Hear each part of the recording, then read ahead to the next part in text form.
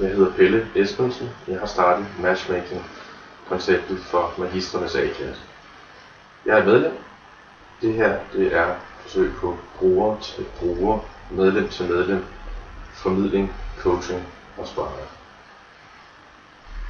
Jeg har arbejdet i forskellige sammenhænge og involveret i en masse projekter med forsøg at skabe innovation på ledighedsforvaltningsområdet her i København og Danmark generelt hele det sidste år. Det er en kæmpe udfordring, og det er svært enten som selvstændig iværksætter eller bare som civilperson at komme ind på det marked, fordi det er så ekstremt, der er så mange tilbud derude allerede.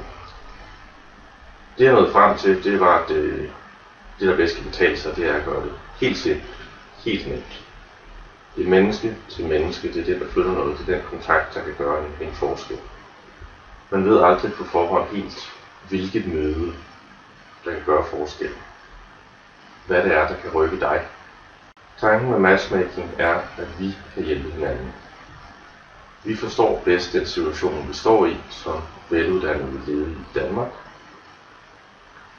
Og fordi vi har en grundlæggende viden om en psykologisk udfordring, der ligger i det her, kan vi bakke hinanden op i højere grad end andre kan.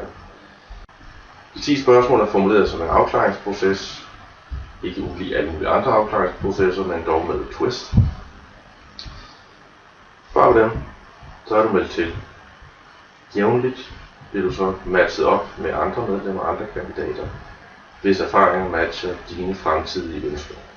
Vi har alle sammen brug for at komme videre, og der findes mennesker derude, som både kan og vil hjælpe dig. De er ikke alle sammen ansat til det.